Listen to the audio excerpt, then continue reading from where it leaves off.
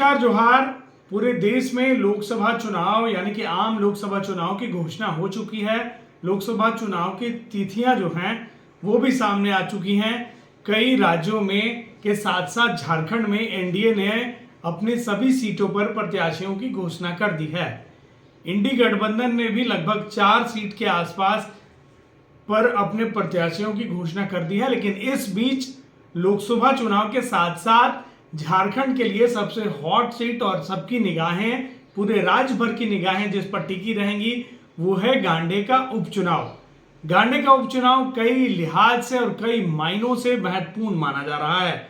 आपको बता दें कि वर्तमान जो राजनीतिक परिस्थितियां उत्पन्न हुई हैं, हालिया दिनों में सरफराज अहमद ने अपनी विधायकी से इस्तीफा दिया। अब वो वर्तमान में राज्यसभा से सांसद हैं झारखंड मुक्ति मोर्चा से, और उसके बाद उनके इस्तीफे के बाद से गांडे विधानसभा की सीट खाली हुई थी, उसमें उपचुनाव की घोषणा हो चुकी है। 20 मई को गांडे सीट पर उपचुनाव है।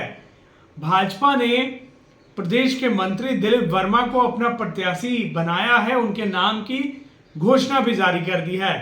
इंडी गठबंधन से ऐसा बताया जा रहा है, समझा जा रहा है कि झामुमो से कल्पना सोरेन जो है वो प्रत्याशी हो सकती हैं। हालांकि उनके नाम की घोषणा अभी तक नहीं हुई है, लेकिन जिस तरीके से उनका ताबड़तोड़ जो दौरा है गांडे विधानसभा में हुआ है, इससे साफ तौर पर देखा माना जा सकता है कि कल्पना सोरेन इंडी गठबंधन की प्रत्याशी होंगी झामुमो से गांडे उपचुनाव में।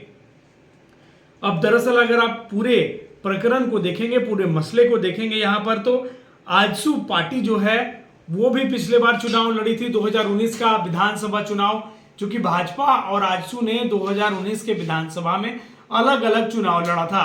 पहले नंबर पर जो रहे थे वो रहे थे 2019 के चुनाव में गांडे से सरफराज अहमद, 65,023 वोट उन्हें मिले थे।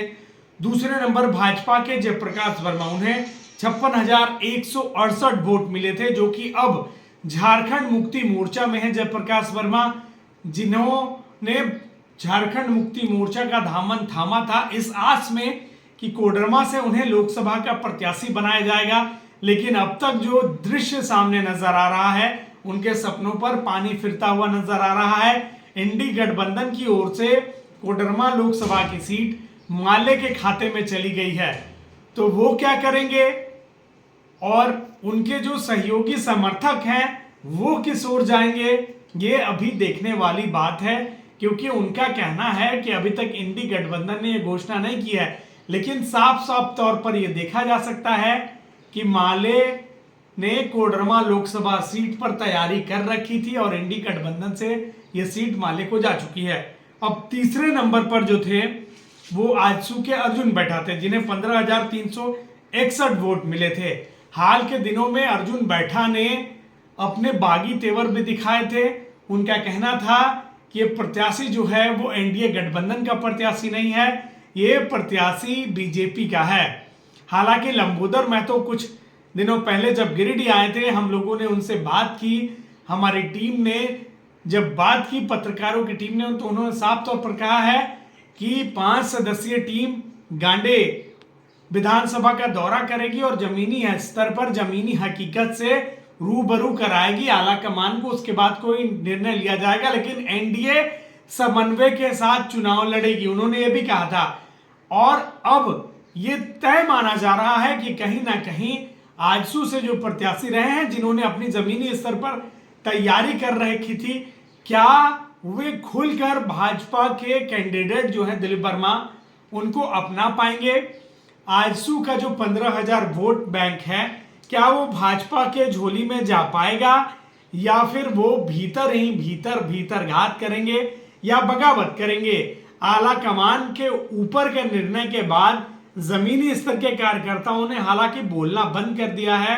ये साफ तौर पर कहा गया है कि एनडीए झारखंड में मजबूती से चुनाव लड़ेगा और दिलीप वर्मा जो है वो एनडीए के प्रत्याशी हैं। लेकिन ऊपर से जो मैसेज आता है, यानी कि केंद्रीय नेतृत्व से, क्या जमीनी स्तर के कार्यकर्ता ये स्वीकार करेंगे? क्या दिलीप वर्मा कल्पना सोरेन को टक्कर दे पाएंगे? क्या गांडे उपचुनाव का हाल भी बाकी उपचुनाव की तरह होगा, या फिर जिस तरीके से रामगढ़ में एनडीए के पक्ष में उपचुनाव रहा था वो जीत एनडीए दोहरा पाएगी। ये कई सारे मसले हैं, लेकिन सारे समीकरण किसके पक्ष में होंगे और ये समीकरण किसके पक्ष में जाएंगे, ये देखने वाली बात होगी। लेकिन अब तक सब कुछ जो है वो पर्दे के पीछे से चल रहा है। पर्दे के सामने का खेल आप भी समझ रहे हैं और हम भी समझ रहे हैं, लेकिन राज का एक बड़ा चेहरा कल्पना सोरेन मुर्मू अगर यहां से चुनाव लड़ती हैं तो भाजपा को वो कड़ी टक्कर देंगी और कई सारी जो संभावनाएं हैं, कई सारे जो समीकरण हैं, उनको कैसे भाजपा ध्वस्त कर पाएगी। क्या भाजपा आजसू को दिल और दल दोनों लिहाज से मिला पाएगी? क्या फल और फूल का मैसेज जो है वो एक हो पाएगा, या फिर सिर्फ ऊपर ही ऊपर ये दोनों पार्टियां मेल करेंगी और जमीनी स्तर पर क्या रिजल्ट होगा, ये चुनाव के परिणाम के दिन पता चल जाएगा कि क्या जमीनी स्तर पर आजसू और भाजपा के कार्यकर्ताओं का दिल मिल पाया है या फिर सिर्फ दल ही मिले हैं। बहुत जल्द अन्य विश्लेषण के साथ भी हम आपके साथ आएंगे।